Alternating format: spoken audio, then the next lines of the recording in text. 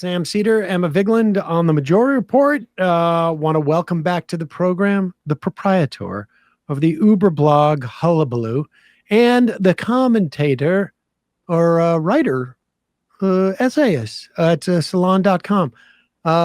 Digby, welcome back to the show. Thanks for having me. Glad to be here. Happy Friday. Yes. Well, let's talk about some fun stuff up front, and then we've got some grimmer stuff to talk about. I mean, it's been pretty grim over the past, even since the last time you've been on, the passage of that big bill, the rescission package that happened, the Genius Act passed. Want to get into like those things and what you feel the Democrats are doing about it too. But first, let's talk about this Epstein thing because it's sort of fascinating. Here is, I want to play this clip from Harry Enton on CNN.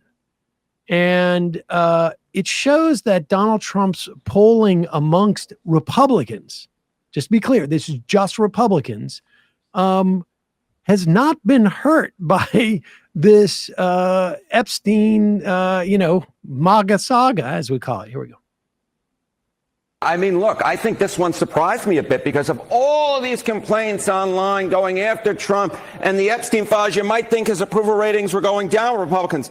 If anything, they're going up. Republicans who approve of Trump, look at our CNN poll. The prior one, 86%. The one out this week, 88% were Republicans. How about Quinnipiac? The prior poll, 87% approve of Republicans. This week out, 90% were Republicans. If anything, Donald Trump's approval rating has gone up since this whole Epstein saga started. He is at the apex or close there too in terms of his popularity with Republican voters, Epstein files, complaints or not. You just proved that not everything online is real in real life.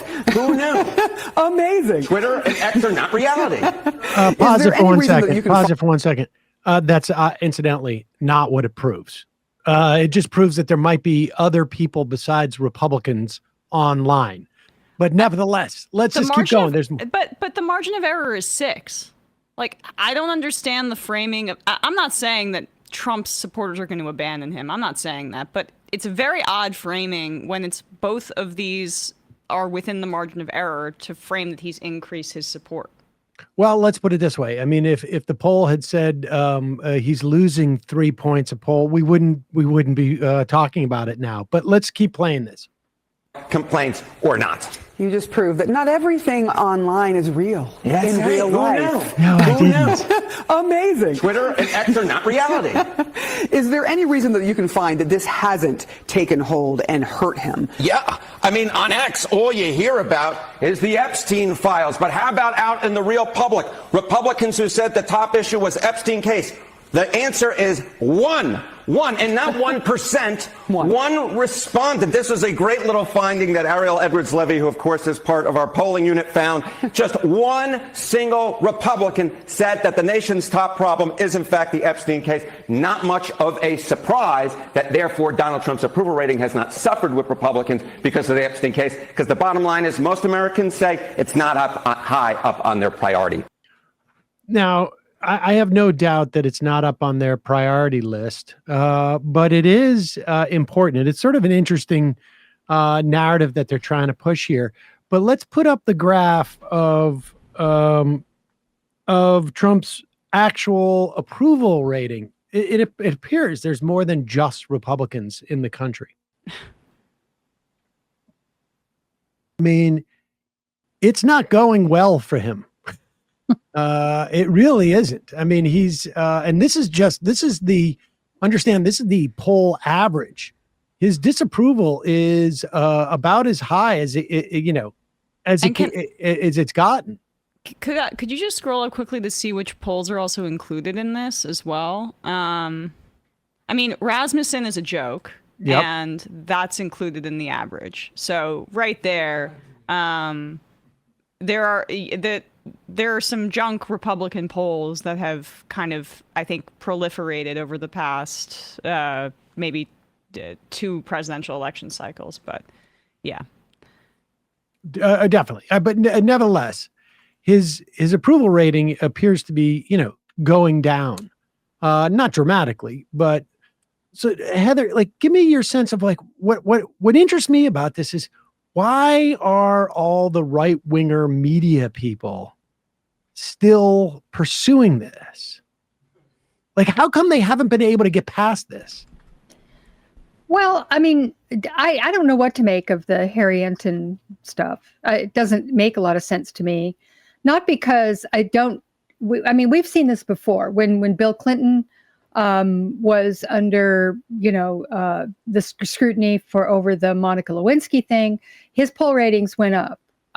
They went up substantially, and not just with Democrats. They went up among everybody who felt that it was kind of a media created scandal and that people were making too much of it. And of course, the country was doing very well at the time. Economically, things were going well. People did not want to rock the boat. I mean, it was a very different sort of circumstance, but the same thing kind of happened. So I guess that part of it doesn't really surprise me, that Republicans would sort of do a quick rally around the flag kind of thing, especially for Trump. The media, though, I think that there is a sense among the right-wing media, and this is, starting with the influencers on the right, who I think have much more clout than people give them credit for, among the mainstream right-wing media, meaning Fox or, I don't know, the New York Post or whatever. Although I would have said the Wall Street Journal until a few days ago, or maybe last night. But they know that the MAGA movement they are dependent on it. These influencers are dependent on what we think of as the MAGA movement, which is very, very online. It's very, very much concerned with these kind of things. And they do care about this. And, we'll see whether or not this kind of emphasis on it, people like Alex Jones, people like Joe Rogan, people like, what's her name, Libs of TikTok or Laura Loomer, or, these kind of people who we look at and go, why is anybody paying attention to these people? They do have a following that it seems to me pretty clearly that there are plenty of people who are very worried about that following. And that following is where their money is made. And honestly, that's where I think down in Bongino was this past week. I mean, just to recap, Bongino was in the midst of this whole release by the Department of Justice saying that the Epstein files is nothing. We found nothing. Case closed. Let's move on. And Bongino reportedly was very upset by this. Now, I don't know if that's actually what happened, because what I read, and I can't remember where I read this, but I think it may make a little more sense than what people are saying, was that he was being blamed for leaks that went to the press, because they leaked that memo, and he was being blamed for it and got very upset with Pam Bondi, and they had a screaming fight in the White House, and Bongino didn't go to work the next day, and they thought he was going to quit, et cetera, et cetera. Bongino is a creature of this influencer world on the right. That is what he is. That is his life. He misses it. Obviously, he said so. He doesn't really like his job. He liked being a podcaster, and he also made a boatload of money doing it. He made a lot of money, and all these people made a lot of money doing it.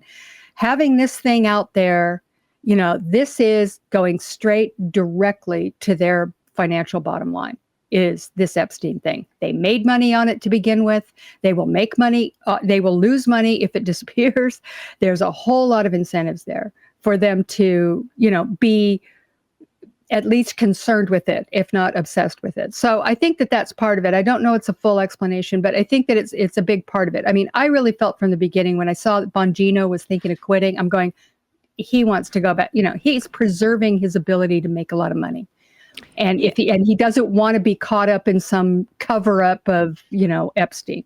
Well, this is the thing that I think is really important about this story. And regardless of your feelings about, like, I still think it's just incredible that it's not being screamed from the rooftops that they edited out 3 minutes of that supposedly raw footage that they released. Like, I mean, that's insane. And the incompetence is insane too. Mm-hmm. But what it hits at is the Democrats for Trump for the past 10 years have enabled this narrative of Trump being an outsider who is combating the elites. That's how he won in 2016. The deep state, right?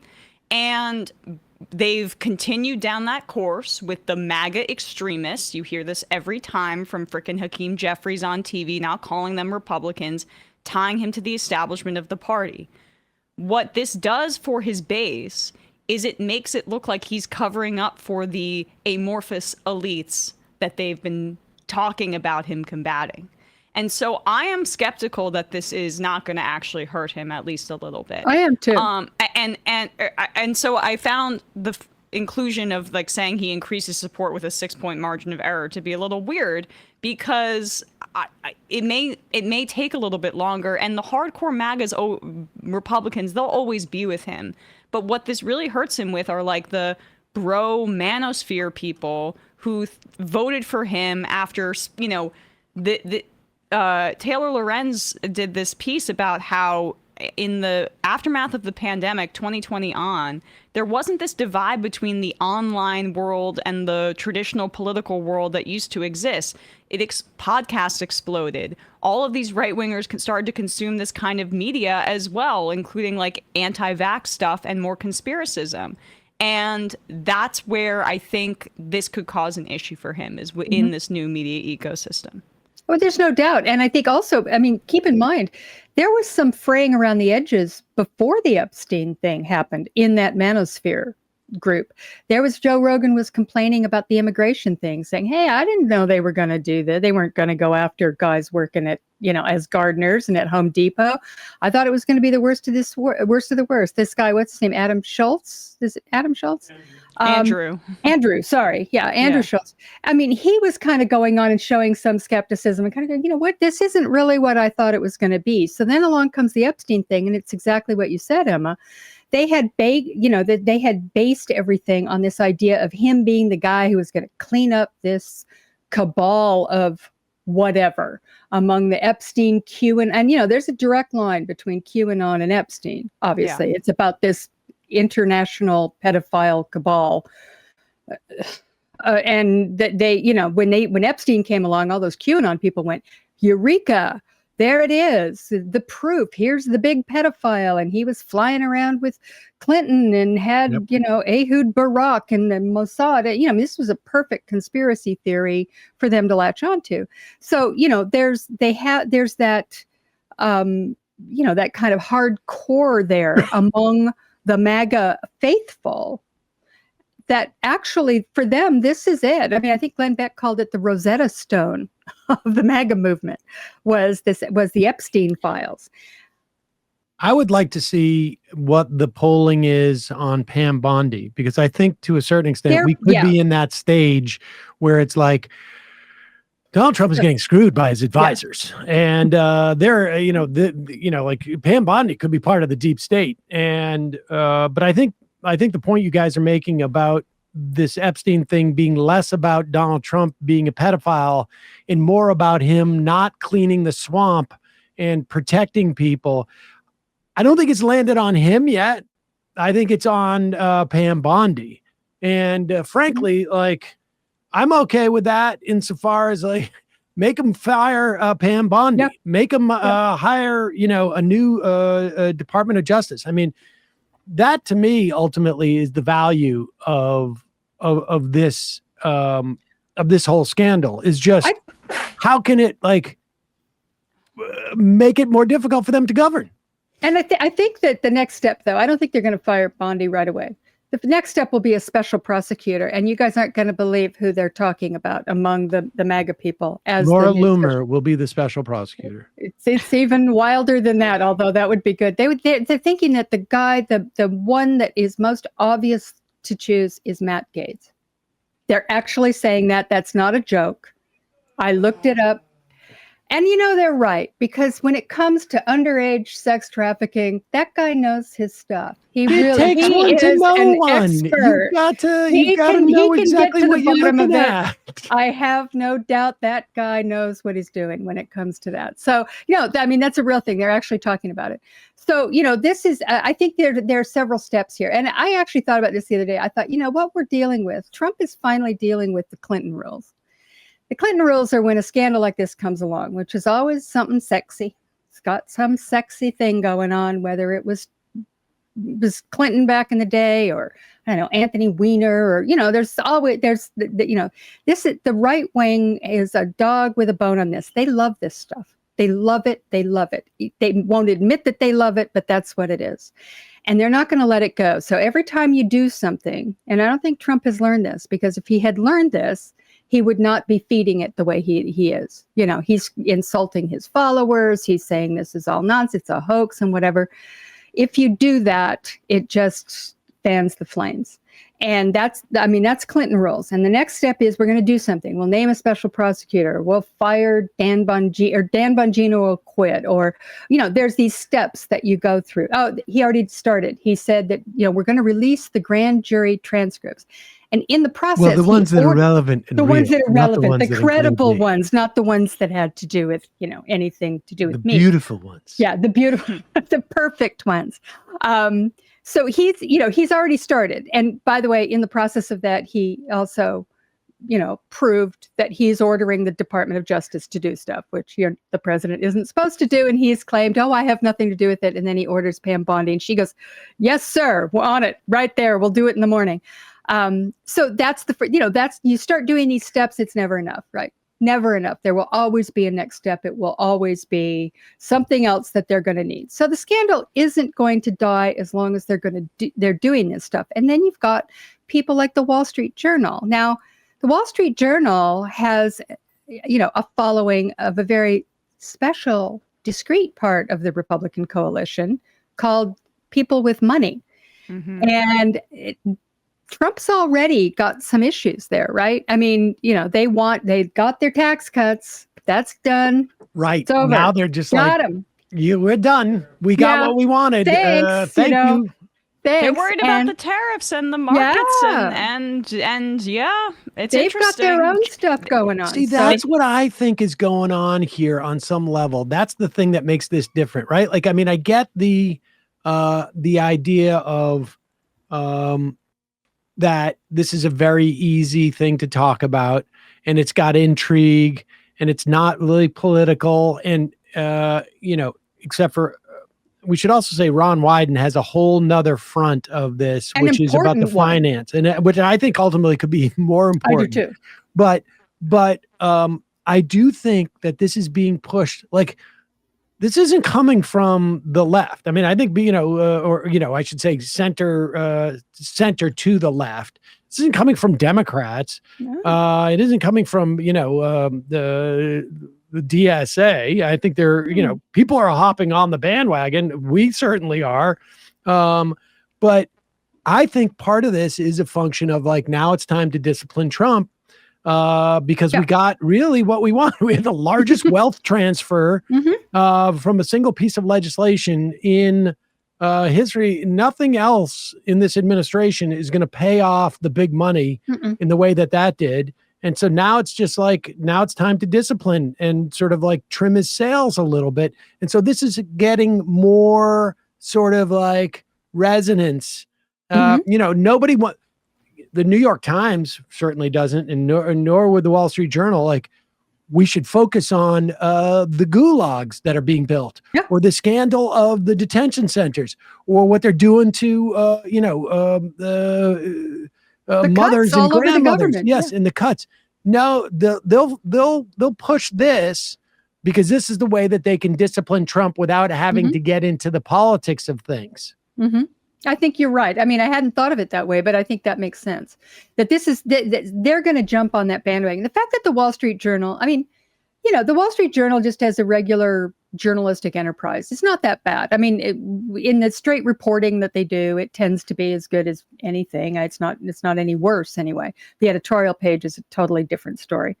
But this was surprising that they would be the outlet that would publish that story from last night about the letter. You don't think so, Emma? What? No. I just think you kind of sparked something, just a theory. Like, they've been getting all the scoops, and the New York Times has been getting nothing. Maggie Haberman is reduced to going on CNN to give her extremely dry opinions about the Trump administration because, I just find, like, her background, her parents were like PR fixers for the Trumps, and then she gets all these sources and gets hailed as the savior of journalism. Anyway, but she's not getting anything anymore because they're all vindictive and they don't trust the Times. So the Wall Street Journal's been getting leaks from what it looked like Rubio about certain, like the stuff with Elon Musk and the fights. It sounded like Rubio or Besant talking to them. I could see Bongino being the guy behind this because Besant.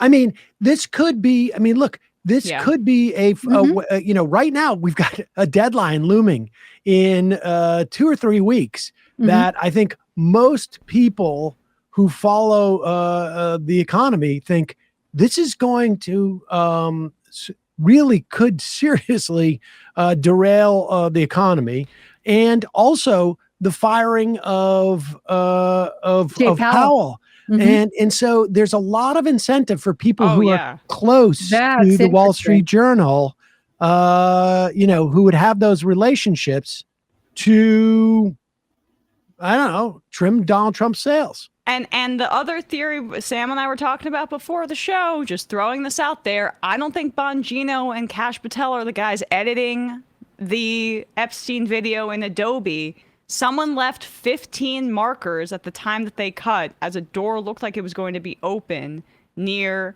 Epstein's cell. Take with that what you will. But Wired found that metadata that was left there as breadcrumbs, or it's incompetence or it's breadcrumbs. It's one of the two. Well, and I had heard, you know, that obviously, I mean, when I read that article in Wired, I'm going, you've got to be kidding me. You've got to be kidding me. I mean, this is so, nothing could spur conspiracy theories more than something like that. And yet there it is. And you would have thought that if they really wanted to shut this down, that would have been something they would have, you know, said, I want get Elon in here and his, you know, top Doge boys. I want them to look at this before we put this out to make sure that everything's. I feel like the FBI forensics people know how to get rid of metadata. I think they're pretty good. Yeah, I think they are too. And by the way, if they want to, but not this time. No, for whatever reason, whatever. Send it out there; it'll be fine. You know, nobody will look at that. You know? Or maybe I think Emma's point is they will look at it. Yes, exactly. Like, you know. If I'm the guy in the forensics department at the FBI, I know how to make it look like there's more here, whether there is or isn't. And I mean, who would have had access to the notebook that the birthday book that they gave to the Wall Street Journal to look at, other than people who were doing that investigation that had access to that information? And by the way, apparently, and you know, I think this has been underreported. They sent, in the quote investigation, they sent a bunch of FBI agents and various people in the DOJ, attorneys, to some off-site, institution somewhere, I guess in Virginia, to look at all that stuff, to look at everything. They were all sitting there looking at the child porn and Jeffrey Epstein and all that stuff. And so who knows how many, you know, I mean, the pressure on the Department of Justice and FBI, they put a guy in to run the FBI, Kash Patel, who talked about the FBI like they were a bunch of criminals for years. Every FBI agent, in fact, somebody said, you know, they were complaining that, you know, we're going to find out if any FBI agent ever said anything derogatory about Donald Trump, they'll be fired. And some guy who worked at the FBI, former FBI agent, said, well, that means every single FBI agent is going to be fired, because there's not one who hasn't said derogatory things about Kash Patel and Donald Trump, because of the fact that they were blaming the FBI for years for everything. They treated them like garbage. So, you know, you put those guys on this story, it is not surprising that someone might leak that. And of course, you're absolutely right. Leaking it to the Wall Street Journal makes perfect sense. There are huge incentives. And, you know, some of these people might be right wingers, too. I mean, I would assume, you'd assume they have to be, right? I mean, who are the liberals in the FBI? They didn't exist in the first place. And in the administration itself, in the White House. I mean, there might be, you know, in the first administration, there were plenty who were leaking all over the place. And as you say, they're leaking to right-wing organizations, not to mainstream New York Times or Washington Post. So there's a lot going on there. And I think you're so right, Sam, about this idea that the Jay Powell thing. I think that absolutely sent shockwaves because Trump is acting out of control, right? I mean, he is just so drunk with power, or kind of losing his mind a little bit, or some combination, that I think they're afraid that he could fire Powell on a whim. And crash the wake up in the market. morning, just do it. Yeah, and just crash the market and just do it. The tariff thing, I think, something like the thing that he did with Brazil, right? Putting a 50% tariff on Brazil over his buddy Bolsonaro, which makes no economic, even in his twisted economic logic, it makes no sense. This is just, I'm doing it because I can, because they're persecuting my buddy.